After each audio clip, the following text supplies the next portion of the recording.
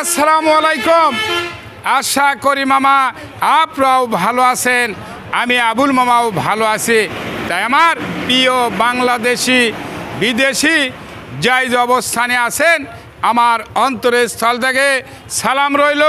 মুসলমান মামার প্রতি সালাম, আসসালামু আলাইকুম। হিন্দু দাদার প্রতি আদাব, অন্য অন্য জাতির প্রতি আন্তরিক ধন্যবাদ।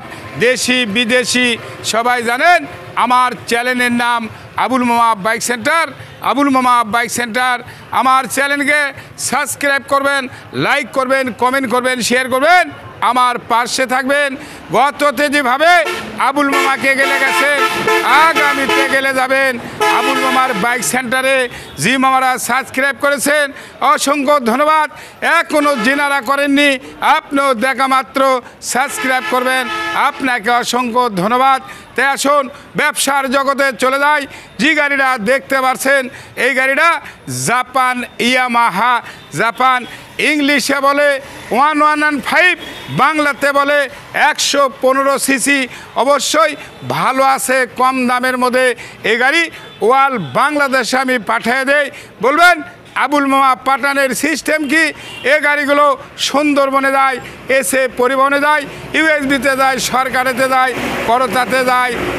অবশ্যই যিনারা নেবেন ডিসক্রিপশন বক্সে নাম্বার থাকবে, কন্ট্যাক্ট করবেন, যোগাযোগ করবেন, শেয়ার করবেন, আমার পাশে থাকবেন। তাই আসুন কী অবস্থায়, কি সাউন্ড কোয়ালিটি কেমন আছে আপনাদের মাঝে তুলে ধর্ম। এর এই সরমোট কথা ভালো করে দেখবেন। Seat carrier, panel cover, signal, tyre, ring, shock up, silencer যা আছে কাছে তাই করে যাবি, সাথে টেনশন সমস্যা নাই। যা মাল সামানা আছে কম দামে হিসেবে ভালো।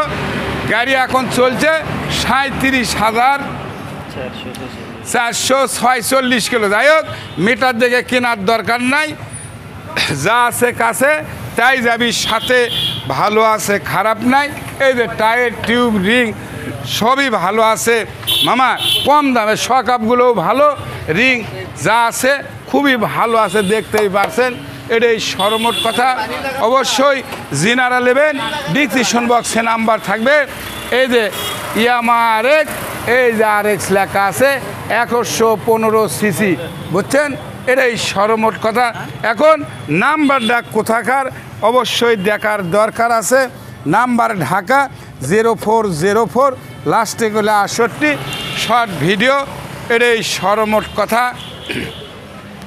যাই হোক, সব ঠিক আছে। রেট কত, দাম কত, মূল্য কত, কারো লিঙ্ক লাগলে, ভিডিও লাগলে আপনি নিতে পারবেন। এটাই সরমোট কথা। অবশ্যই মাত্র 65,000 টাকা হলে নিতে পারবেন। তারপরও স্যার কমিশন দ্রুতভাবে আবার করছি, মাত্র 65। এ বলে বলা বক্তব্য শেষ। সোনার বাংলাদেশ, আল্লাহ হাফেজ।